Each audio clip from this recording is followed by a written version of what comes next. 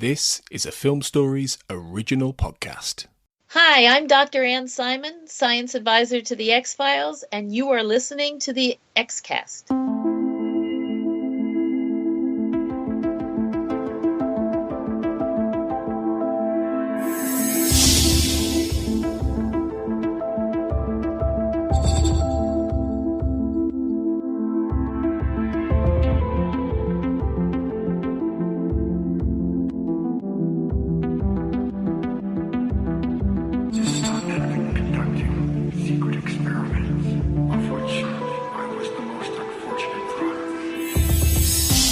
Welcome to the X-Cast. The truth is in here. I'm your host, Sarah Blair, and I'd like to welcome the writer of Season 11's penultimate episode, Nothing Lasts Forever, Karen Nielsen. Karen, how are you today? Hi, thank you. Really good. I'm excited. Good. I can't wait to talk to you about this episode. There's just so much I can't wait to discuss with you about. Uh-oh. First of all, it was an awesome episode. I loved it so much. Thank you. And I've heard nothing but great things about it. So, if you don't mind, we can start off. We've got a few of our Facebook fans who asked some questions on our Facebook group. So I'm going to try to, as they come up and work those in. But we have a really good one to start off with. Marlene wanted to know, what was the experience like for you moving from being a writer's assistant to fully writing an episode, and also how you got started in screenwriting, and have you always wanted to write? It's a big one. I know, there's a lot to unpack there, so you want to just start? Unpack it backward. Yes. I haven't always wanted to write. I don't think I had the confidence. I always wanted to make movies, and then I went to film school, then just started working and thought, I like bossing people around, so I want to be a director.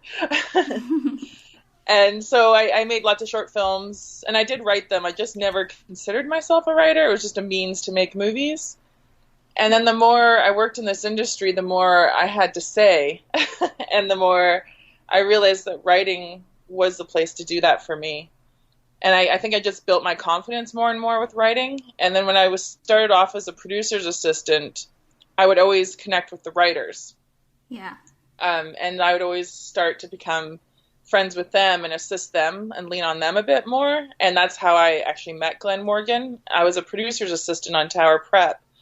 But I just kept going to Glenn and helping him out, and then working with the writer's room in LA a lot. And I just kind of overtook the script coordinating because I was like, I want to do this. And I think that was my big transition into starting to own being a writer and going, I'm actually good at this. And Glenn was a lot in helping me with that confidence. And then I kept working with him. We did Intruders together, and I was producers assisting, and then writers assisting, and directors assisting. And I was making short film projects through all this time and getting more and more confidence. And then I was script coordinating full time on different shows, and that's when I'd worked with Glenn, I guess last time I was on Intruders, and I found out X-Files was coming here. And I was just like, I called Glenn, and I'm like, is X-Files really coming here? Do you need me? And he's like, nice. yeah, let me call Chris Carter, and we'll get you guys a meeting. That's awesome. And so I met with Chris, and he's just so chill, Chris Carter, that I kind of led the interview. But we both love dogs so much, so that we kind of bonded over that. And then, that was awesome, and we just got on so well, and then started script coordinating with them on X-Files, and I was just so overwhelmed with how inclusive they were. And I would say that first season of X-Files really helped my transition into knowing I could be a writer, because then I wrote a pilot script I was really proud of, and it helped me get into this writing program in Canada that they take 6 writers every year. Yeah, I want to ask you about that for sure. So I'm definitely going to ask you about that next. So when you got in touch with Glenn Morgan, or he got in touch with you about coordinating for the writers, was that season 10? What was the timeline like for that? It was right when, because word was going around Vancouver that X-Files for season 10 was coming up. Okay. And I was on another show, and I was just like, oh no, what do I do? And I called Glenn. I definitely learned in this industry that you can't sit around waiting for people to call you. Absolutely. Exactly. You have things happen, and that's definitely been my career. I don't sit and wait for people. I make things happen. That's awesome. So I called him, and he's like, oh, yeah. It's like, oh, yeah? Okay. Let me remind you that I exist. Yeah. Exactly. Being up in Canada, too, they know you and they appreciate you, but you're in Canada. Like, you're not at the forefront of everyone's mind, and that's hard to keep being on the forefront. Mm-hmm. Yeah. So did you watch the show originally? Were you a fan to start off with, or? It was the very first film set I ever saw. That's so cool. Yeah, that's so coincidental. Do you remember which episode, by any chance? Or? I know the scene. I should ask my friend Julie, who does behind the scenes on X-Files, is obsessed, and I should describe the scene to her so she can tell me what episode it is. I wonder if I could guess. Do you think I could guess? I wonder. Yeah, I'll tell you. I was walking in White Rock with some friends, and we saw that there was a film crew, and I'm like, oh, this is cool. And I was probably 13 or something. And all I remember seeing is Gillian Anderson, and they were in front of a hotel, like a motel kind of thing. Mm-hmm. And they were running in the parking lot, running from the car into the motel. Ooh. It's what I remember, towards a motel. They were in a parking lot. Ooh, I wonder if it was Detour, maybe. I don't know. Yeah. It would be on the shot. Listeners, if you have any guesses, let us know on Twitter or Facebook. Hotel parking lot, go! Do you remember what season it was? It must have been the earlier seasons. Yeah. I can't remember exactly how old I was, but X-Files must have been new in Vancouver. Yeah. So but I remember seeing Gillian Anderson. I know it was around White Rock, and that was pretty exciting. So I was like, that's cool. Pretty cool. That's awesome. Yeah, so I always go with that. And we watched it in and out for a while. I was younger, so I wasn't always allowed to watch it. Right, yeah. Same here. But yeah, because you didn't see many characters like Scully back then either. Exactly. So I was drawn always a lot to, like, Facts of Life was one of my favorite shows because it was all girls when I was a kid. And Buffy the Vampire is one of my favorite shows. Yes. So it's like those female-led ones. So I know I watched it in and out, but I guess I see these fans that watched it dedicatedly. I'm like, wow, you guys are amazing. I think I started really seriously watching about like season 2-ish. Yeah, so that we were about the same age, like when it started. I think I was 10 when it started, so I was like 12, 13 when I started really getting into it. Your parents let you? Well, when I was like 12, 13, so like season 3-ish, I think, is when I really started watching it. Then I went back and saw like the first seasons when it started coming out on video and all that. Yeah. But yeah, when it first started, the first 2 seasons I missed, but I think the first one I saw was Calasari, and it scared the pants off of me, so I never watched it again for a while. It was good. Yeah. So watching the show, you said it influenced you a little bit with those characters. Did it make you is that what made you want to get into filmmaking, or was it something that you wanted to do anyway, or? I grew up in a time where we all didn't have such access to video. Mm-hmm. So it was never like so common of a thing of going, I want to be a filmmaker, and having that be a real option. So it took me a little while. I went to university and I was like, I hate this. And then I was just always obsessed with film and TV and connecting with that's the main way that I connect with people. Mm-hmm. And I think it's a cool way because no matter where you, like when you look at X-Files fans, like they're everywhere, like all over the world. And that is so amazing to me that these characters can reach all these people from different cultures and different languages and walks of life, and we all connect to it, and that's why I want to be a filmmaker, because I think that's amazing to be able to do that. Absolutely. So that excites me. Yeah, and seeing like all the fandoms come together and everybody meeting each other, and you just have like this instant friendship. That's one of the things I've loved about being able to have this opportunity to be on the Xcast, because I get to talk to people from all over the whole world about my favorite show, and it's their favorite show, and it's so exciting. And I totally understand that. It's a really cool fandom to be part of, for sure. Yeah, and anytime that's created, I think that's just the way connecting people.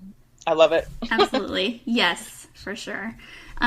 So I want to hear about, is it the Bell Media primetime TV writing program. Did I get that right? And you're one of only 6 people. That's amazing. What a huge honor. It was kind of very surreal. Yeah, that's so cool. So tell us a little bit about the program and what that involved and how it helped you get to where you needed to be to write for the X-Files. Yeah. So the school's called the Canadian Film Center. And it's cool. It's really great. So I wrote a pilot during the last, we were shooting the finale of X-Files, and I just got inspiration and confidence, I think, to just go ahead and write this pilot. And that's what got me into this program. So they create a mock writer's room. So you get an executive producer that brings their own show to the program, and you develop it with them. Oh, wow. So you're basically creating a real room. So we got Karen Walton, who she wrote Ginger Snaps and wrote on Orphan Black. We developed a show with her, and that was like 3 months, and we all wrote a script for it. So that was really, because, X-Files doesn't have a writer's room. I was a script coordinator, but I was always in the production office and working one-on-one with the writers, which I actually love, because you really connect with them and get to know them all individually, and they all need you in different ways, which I love. So so that's great. But this was a different experience of actually working in a writer's room and collaborating and stuff. So that was cool. And then you go on to write your own pilot, original series, and you get a mentor to do that. So I worked with Sean Raycraft. He's Canadian but works in Los Angeles and writes for like so many different shows. And he mentored me in writing my TV series Parker's Fall. And it was awesome because my show is a little weird, and as you guys can tell, I'm a little weird. Hey, we like weird. We're X-Files fans. It works for us. And he was the first one that kind of got me and embraced the weird and embraced the weird. So I love that. And he helped me really get confidence in my voice and going, it's original, it's interesting, like just lean into that. And I did. And then ABC Signature Studios also sponsored the program. Uh-huh. And they loved my show and have optioned it. And so I'm developing it with them right now. And that was pretty cool. I mean, that's awesome. That was a huge confidence boost, and embracing your voice and going, you know what, I leaned into my voice, and it's not for everyone, but for me, I love it, and I'm saying all the things I want to say. It's inclusive, it's diverse, it's got women, it's got men, it's got everybody. It's like. Yeah, that's so cool. And as a writer myself, like that was one of the things that I had a really hard time with in the beginning was, like they say, find your voice. And it's like, what even is my voice? I don't know. And then I like to say I just wrote the book I wanted to read. So yeah. Well, they did an exercise with us at the Canadian Film Center to try and help us find the voice. So it's like 20 questions, and they're kind of the same questions over and over. So you think this is stupid, but it's like, no, it's like, what do you want to say? Like, what's important to you? Yeah. And that was really helping me go, this is what I want to say. And it kind of surprised me. And I was like, okay, but it matches all my writing. So why does this surprise me? And I love that. And that really helped me own it. That's awesome. Yeah, that's a good feeling. And especially like having the validation of getting to write for your TV show that you grew up loving, and that kind of thing. That's really cool. Shocker recall, because I knew I was going to be a script coordinator again, and I was letting them. I email a lot with Gabe Broder and Chris, and keeping them up to date with what I was doing, and I would send Darren Morgan my scripts, and he'd always give me feedback, which was always amazing. Right. Yeah, he was a great mentor. And so I was just like, guys, I'm amazing. Don't forget I'm amazing. But having the writer's room in LA and me being in Canada, I was just like, pushing for it to happen. So it was a really amazing phone call to get saying, do you want a script? That's so cool. It was very surreal, but it was great. And to know that these guys were supporting me and stuff. So, and it was a good timing because I was just finally got the confidence in myself as a writer going, I can do this. Yeah. Isn't that amazing how it all works out the way it's supposed to? That's cool. So since the X-Files doesn't have a traditional sense of a writer's room, and I mean, I guess the writer's room, you would think comedy shows kind of had that, but now pretty much all shows have them, right? Yeah. That's something that's sort of evolved as far as drama goes over the time that the X-Files has been on air, or off air. Mm-hmm, yeah. But what was your job as a script coordinator like? What was the pre-production process like for this season and season 10 and season 11 have a much different feel to me. Like season 11 feels a lot more cohesive. Was the process different between the two seasons, or what were your duties and how did that kind of evolve?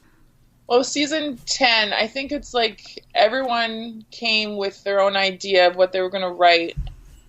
I think it was just more singular of like, this is the episode I wish I could have written and now I can. You know, everyone got that opportunity and it was really cool.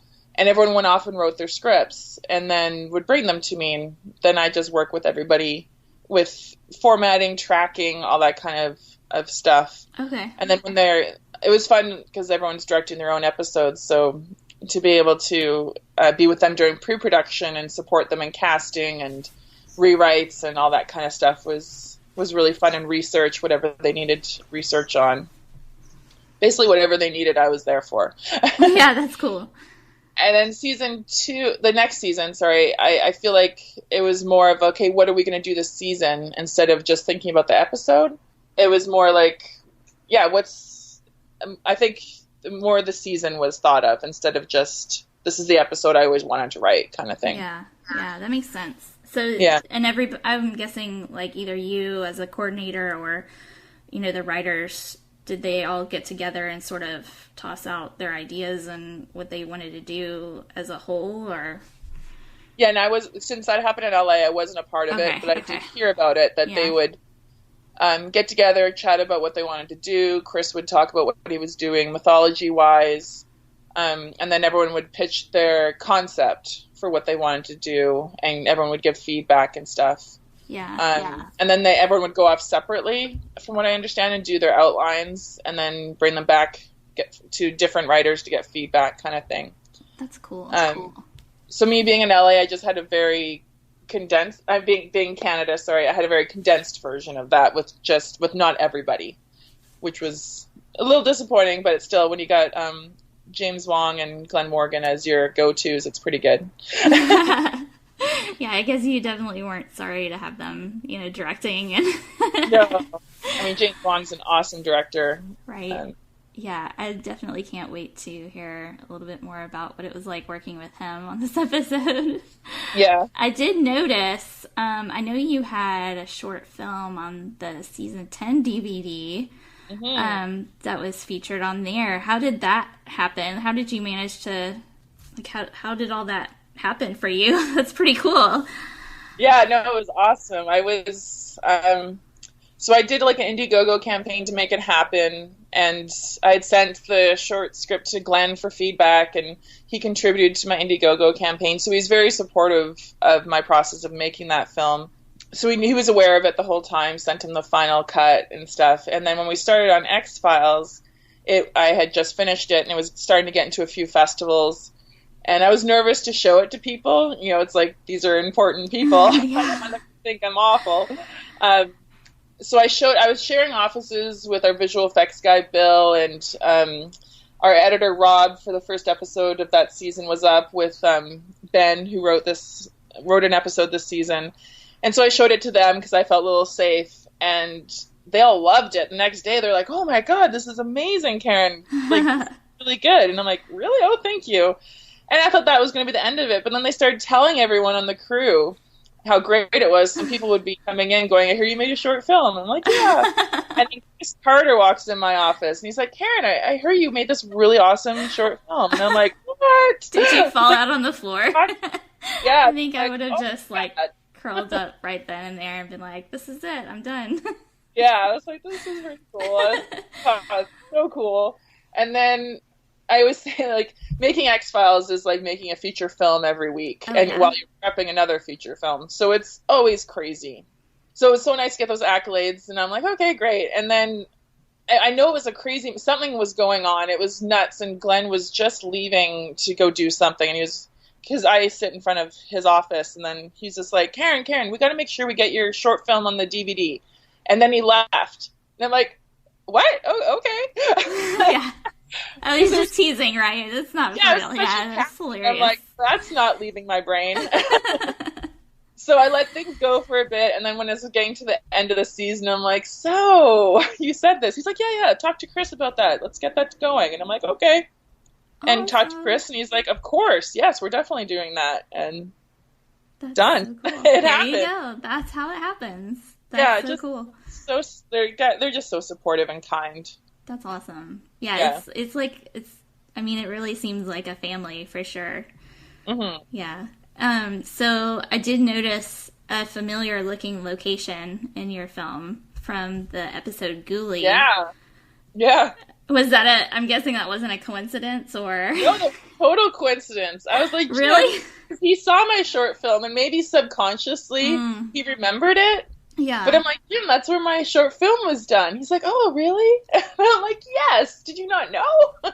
He's like, oh, yeah, I forgot. But I think subconsciously he remembered. Is that a popular location in Vancouver? I've never had the opportunity to go to Vancouver. It's definitely on my list because I'm such a fan, but I'm on the East Coast. Is that a place a lot of people know of in Vancouver? Is it? No. No?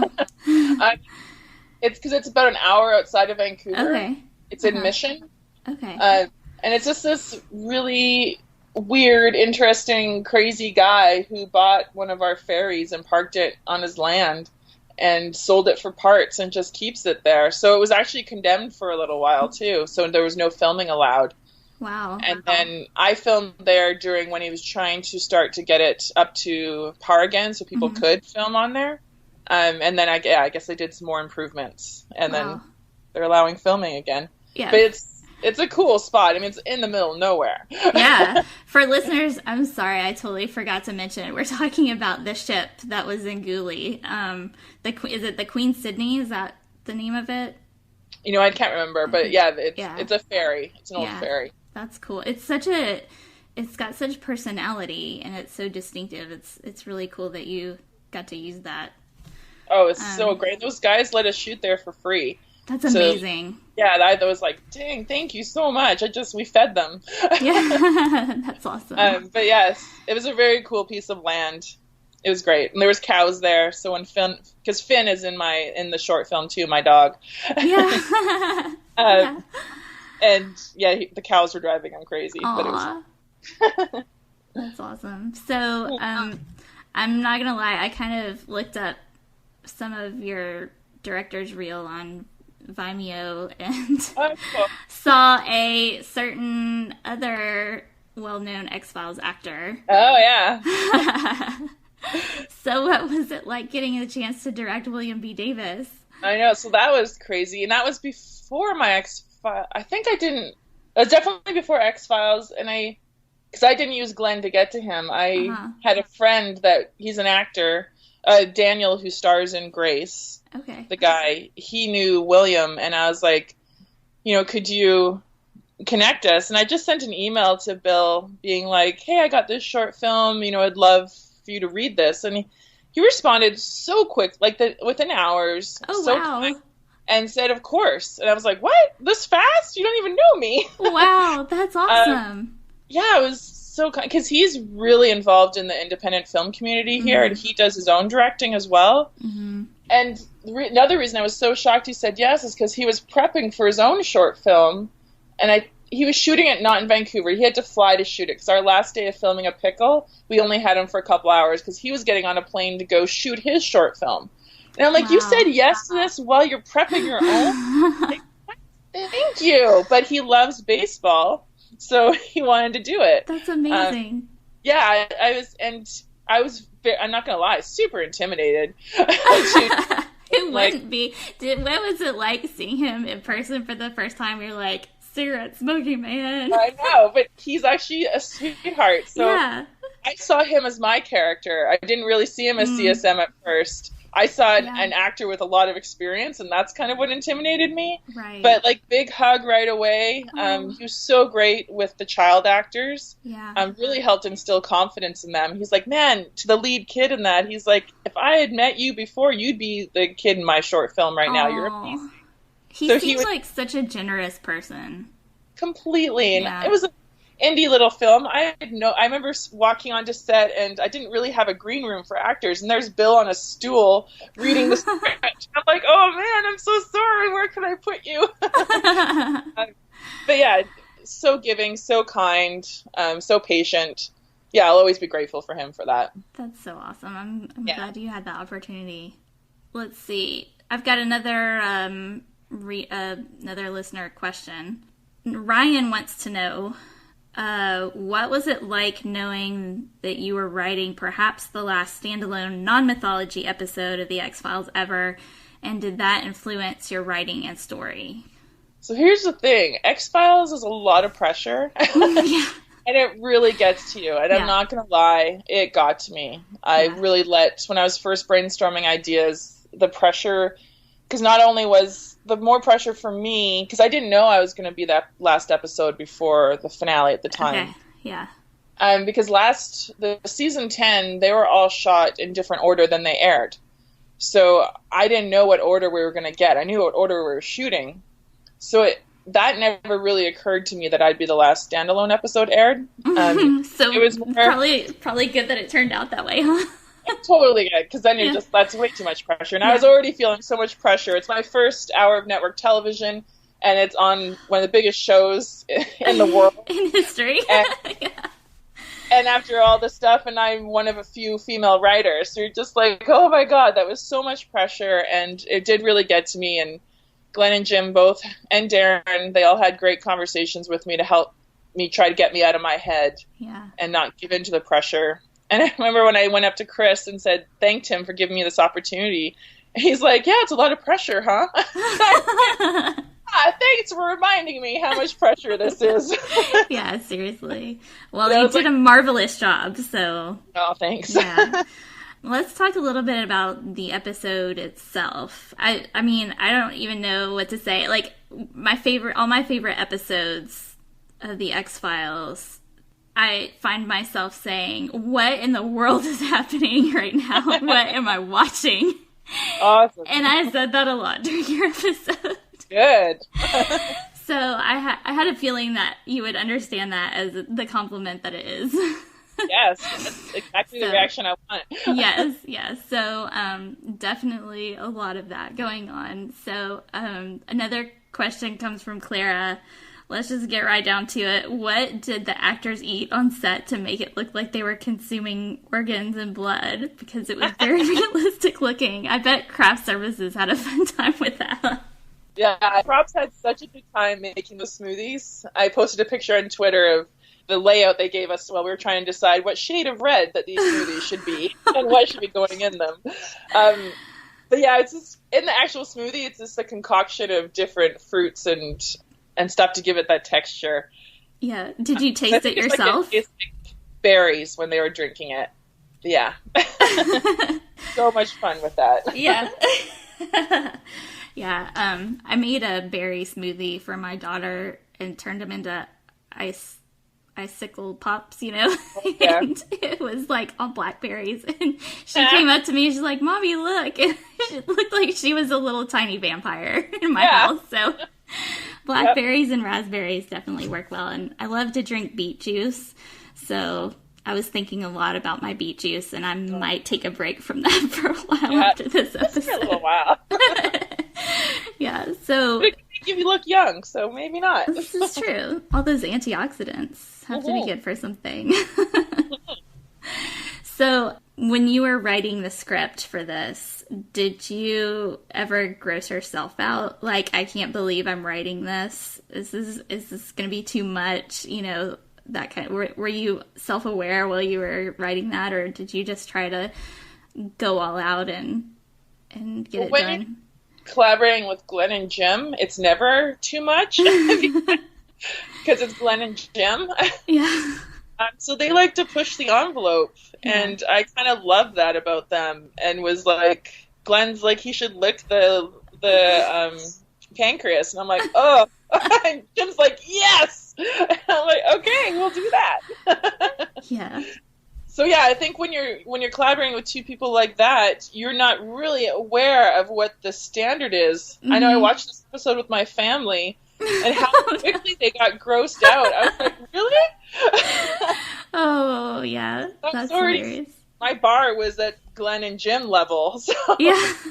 I don't think I understood how gross it really was. Yeah, that makes sense.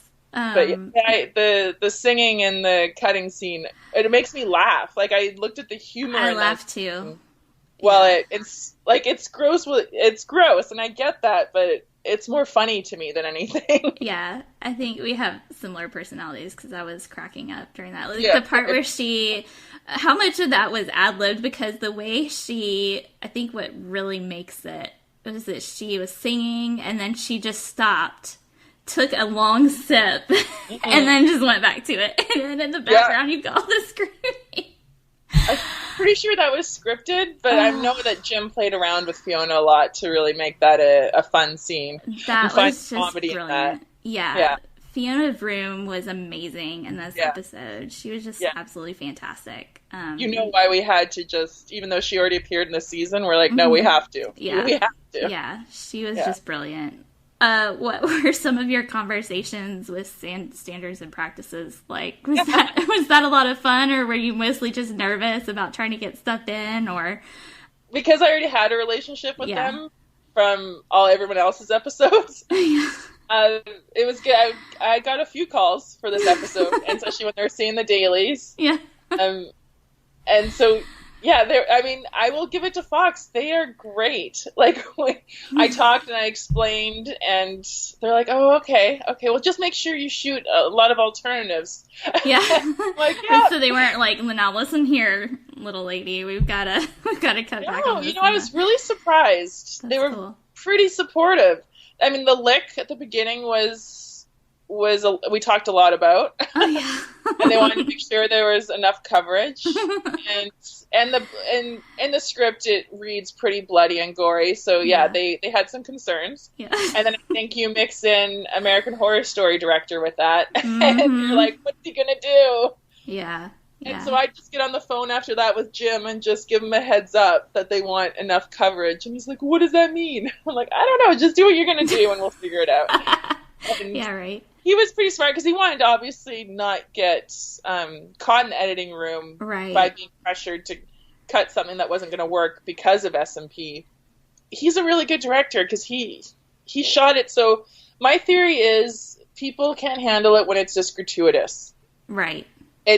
When it's not character-driven or story-driven, it's just there for shock value, then people are like, it doesn't work. Or like S&P, I could see pulling it a lot easier. But when it's organic and it works for the thing and it's in the flow of the story and it's not gratuitous, I think they accepted it a lot more. Yeah. I feel like, I remember I had that problem with Bad Blood.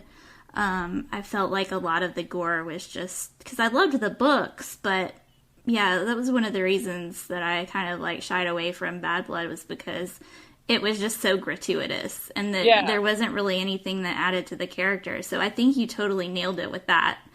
It's just not fun. Yeah. Like Walking Dead is one of my favorite shows. Right. And because it's never gratuitous. It's some gory stuff in there too. Yeah. But it's like, no, it's story driven all the time. Yeah, exactly. Yeah, I think that you totally nailed it. So, especially, give Fox and S&P some props. Yeah, absolutely. They were not as hard to deal with as you would expect. Yeah, that's good. Well, do you remember what the strangest ask you had from them was?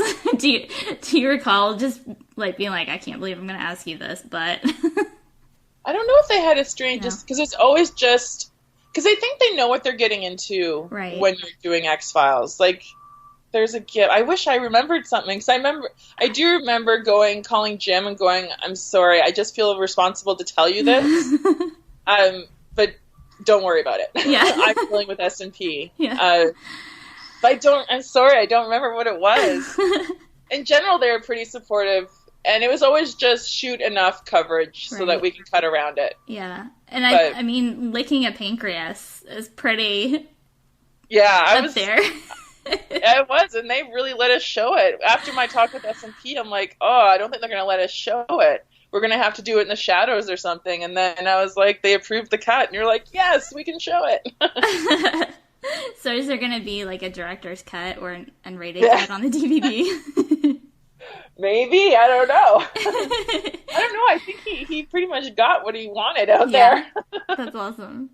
Yeah. So, when you were doing the script, so when Fiona Vroom starts singing, there's got to be more. That song is going to be in my head forever, and I'm never going to listen to it the same. Was that the song that you chose to go in it, or did you go through several choices, or how did that go through? Again, because this is definitely a thing of Glenn and Jim. Glenn brought that song to the table because they're so iconic, and I told them that's one of the things I loved about their episodes is how they use songs to juxtapose what's happening on screen, and I love that about their writing. And so, yeah, that song came from Glenn, and I was just like, yeah, I think that was the first and only choice. I mean, it's perfect. Yeah. Yeah. And the way she delivered it was just, I mean... Yeah, because you could have done that so many different ways. It could have been over the top. It could have... But they did it so well. I remember when those dailies came out, everyone in the art department had them up on their computer, and we were all gathered around watching. Oh my gosh. It was just so awesome. And the set for that was, it was so good. Yeah, brilliant. So did you get to be on the set a lot, or were you mostly staying in the production office? I was sadly in the production office a lot. I was welcome on set. It was just, we were prepping Ben's, as well as the finale, as well as doing reshoots for other, not reshoots, but additional stuff for other episodes. So it was just so busy. Yeah. So it was, and they never shot on stage. So I was like, guys, the one episode we never shoot on stage, so I can't even quickly come out. Oh, yeah.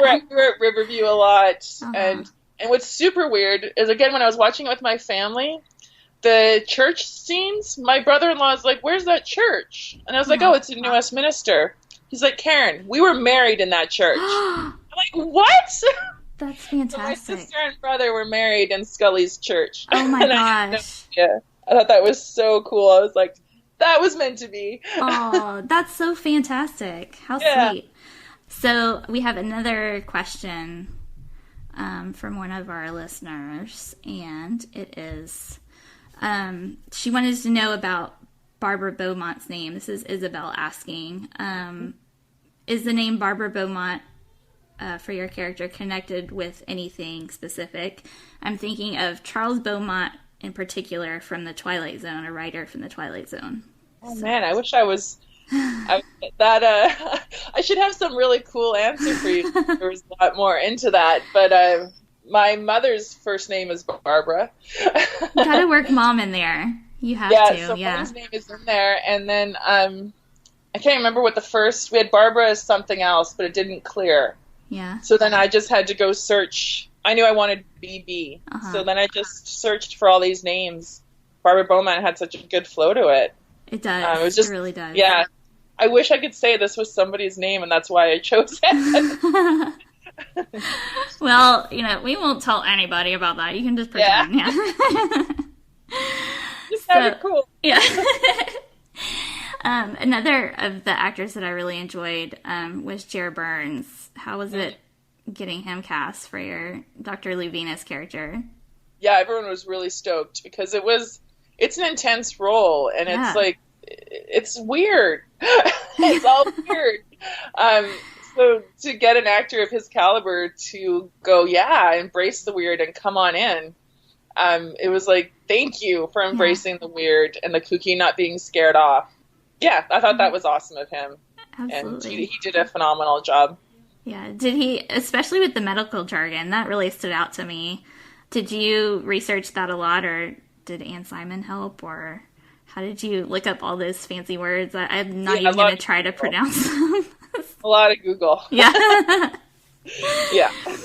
Yeah. So, I know you mentioned that you're a big fan of Buffy. I noticed a lot of Carlina Bridges' character from Juliet reminded me a lot of Buffy. Was that in your mind when you were writing her? I think I was just, when you're just writing like female characters that kick ass, it's just we don't have that many to reference. So exactly. I think certain shows will always influence me subconsciously. Yeah. I didn't do it.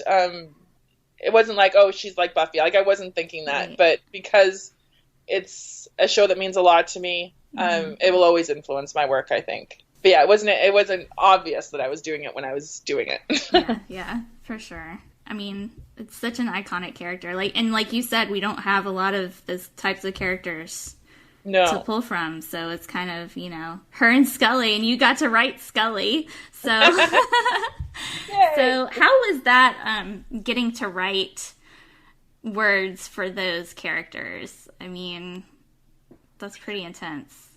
Again, leaning on Jim and Glenn, right? Yeah. You have the guidance of these two people who have been there since day one, and their support and collaboration was integral. They know them better than anyone. So seriously. And I mean, how much did I know David Duchovny likes to improv a lot and come up with a few of his own things to say. So we're a lot, like, especially with the glasses, I'm guessing. Yeah. And the gout. Yeah, that was fun. That was them. Hilarious. That was not scripted. That was awesome. Yeah. I loved that moment. So, yeah. Especially, I know we have to talk about the shipper stuff. So, I feel like in this season alone, it seems like there's been more shipper moments than all the previous seasons combined. Just about... That's awesome.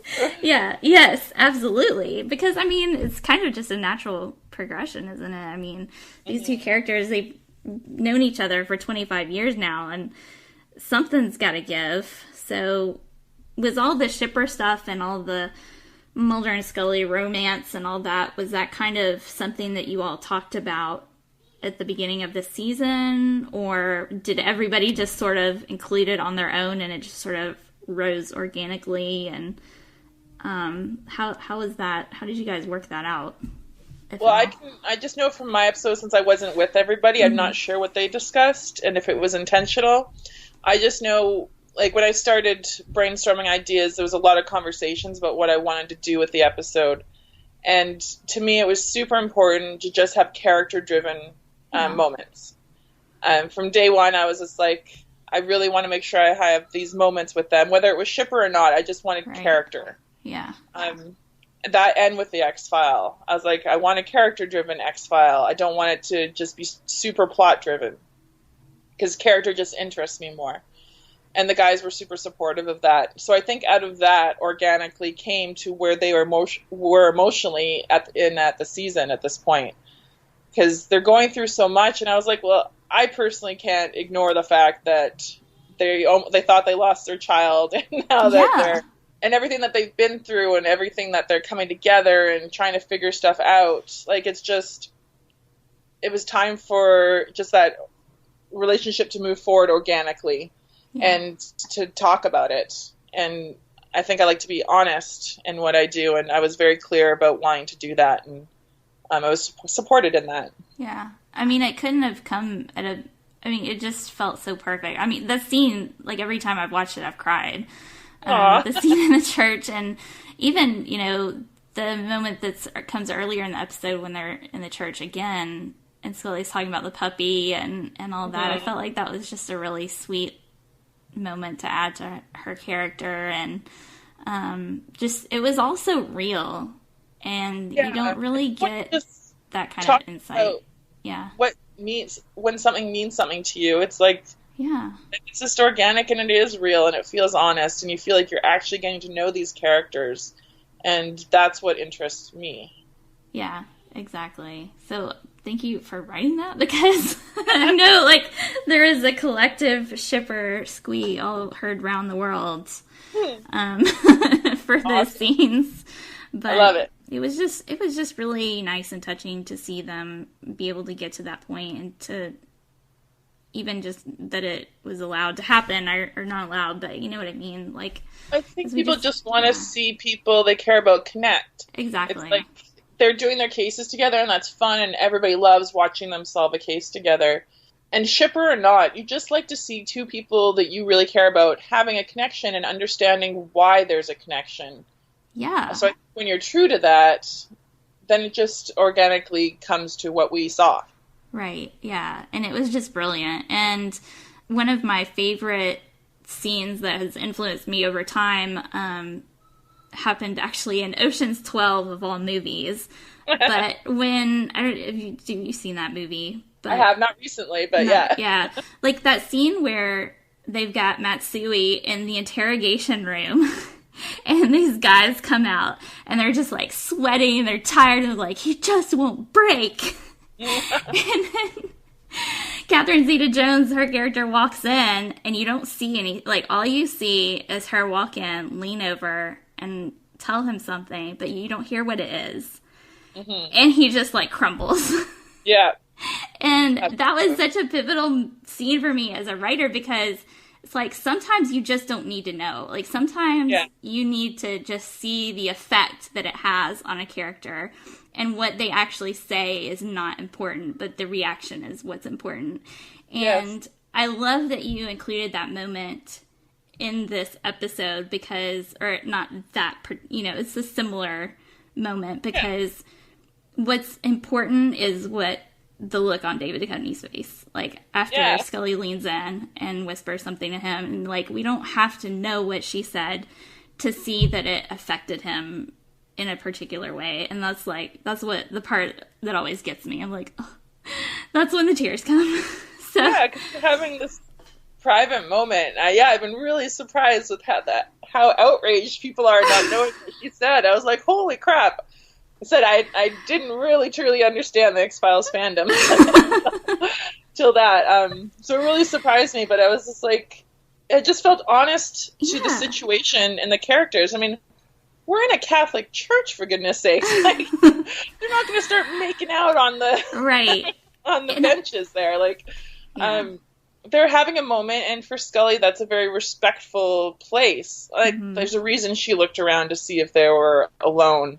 Yeah. Because she wanted to have a private moment and say something, and I thought that was really cool. I mean, it was more intimate than if they had just like laid down on the floor and started going at it. Like, I always think the most tension comes from what people are about to do, not when you see all the tension's gone when you see someone make out or go with a sex scene, or like it's just gone. Yeah. What you want is like the in between, and that's just like there's so much there. Yeah. And it's just more interesting to me. Especially with their chemistry and everything. It's just it's amazing. Yeah. Because fans think that we're screwing with them, and I'm like, I honestly wasn't. Like, things back, I wasn't going like, oh yeah, I'm going to really piss everybody off. That never entered anyone's mind. No. It was being honest to the moment, and it just felt honest. And for them kissing in a Catholic church would not have been honest. Right. That would have been... My very Catholic sister would have been fine. So, yeah. Yeah, that makes sense. And honestly, I think it's been a lot of fun getting to see, I know I've seen on my Twitter feed a lot of people with, you know, the picture of Mulder and Scully and then what they think she's saying. Oh, yeah. I don't know if you saw Gillian Anderson, but she said something about the blob. I'm impregnated by the blobfish. Yeah, that was super funny. And one of my favorite, I'm a huge Skinner fan, so I know one of our fans, Kurt, was like, I'm still in love with assistant director Skinner. That was one of my favorite ones. Awesome. So, yeah. Well, my favorite one someone tweeted to me was, I think we should get a puppy. And I'm like, yes, that's what she said. Yes. So it's definitely fun to see, you know, what people have come up with, for sure. Yeah, I think that's the fun of it, is I always like when we engage audiences, like I want you guys to think. I want to get you guys excited about things. And so that helps to get you guys interacting with it and getting involved and really caring. Yeah, because even the people who were outraged, they had a reaction. I mean, that's something. They're into it. Yeah, exactly. Like, they're invested enough to have that kind of reaction. That's got to feel good in its own kind of way, I suppose. Mm-hmm. So, no, yeah. It does. Yeah, that's so cool. Thank you for giving us that moment and this whole episode. I mean, it's been, like, really fantastic getting all of these insights into it and everything. Awesome. Yeah, we really appreciate you coming to talk with us, and absolutely, I am very excited to see more of your work. I hope we get to see it in the future. Me too. Yeah, I'm sure you of all people definitely want to see it. So where can we find you online? Where can we find some of your work? Is it out? Do you have it up anywhere, or is anything coming out? I know you mentioned a little bit about some shows that you have in development earlier. Can you talk a little bit more about those and let us know what to look for from you from the future? Yeah, I'm developing a whole bunch of shows. So I have Parker's Fall with ABC Signature Studios. So we're going to be taking that out soon. So don't know if it's for sure happening, but hoping. And then I'm doing a show called Kin, the supernatural reimagining of Hansel and Gretel. Oh, cool. And I'm excited about that one. And I'm working with a German company, Calibre Studios, on that. And so they're taking that out shortly. And then I'm really working on show creation right now. Has been my main focus. Taking this time after X-Files to try and see if I can get any of my shows out there. That's awesome. So that's been my full-time. So I'm developing 2 more ideas right now. A medical show with a doctor. I've partnered with a doctor, and then another show I'm working on, and hopefully I can get one of those out there for you guys. Awesome. We'll be looking forward to it. You. In the meantime, can we find you online, or? Yeah, I have a website, KarenDNielsen.com, and I think I've got some of my shorts up there. Oh, cool. I think I'm still password protected on Grace. Okay. But it is on the season 10 DVD. Yeah. But some of my other stuff is up there. Yeah. Said I'm starting to get into the Twitter thing. Yeah. So Twitter, because it's fun to interact. That's why I wanted to live tweet. I was just like, I want to interact with these fans and get to know them, and Absolutely. So it was kind of fun. Yeah. Twitter's fun. Mm-hmm. Awesome. Well, we really, really appreciate your time. It's been Thank wonderful you. talking with you and getting a little bit more insight into this fantastic episode. Good. It's definitely going to be one for the history books as far as the X-Files goes. Good. I'm glad. Yeah. That makes me happy. As always, I'm Sarah Blair. Thank you for joining us. You can find me on Twitter at Sarah L. Blair, SARAHLBLAIR, and look us up on our fan group on Facebook at The X-Files Basement. So thank you all for joining us. Until next time, trust no one.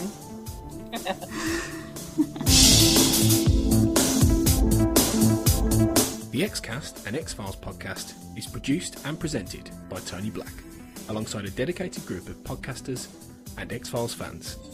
You can find us on Twitter at The X-Cast, and on Facebook if you type in The X-Cast, or at our group, X-Files Basement, an X-Cast podcast fan group, where you can continue the discussion about all things Mulder and Scully.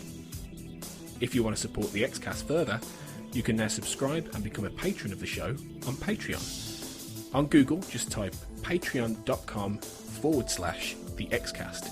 That's Patreon. You'll see all of our tiers, subscription options and perks, which include early access to episodes, bonus content such as commentaries on X-Files episodes, access to a patron chat zone, and even appearing on one of our patron roundtable discussions. We would appreciate any support you can give the show, so just go to patreon.com/The Xcast to find out more. Our title music is provided courtesy of Will A, who you can find on Twitter at IamWillAYE.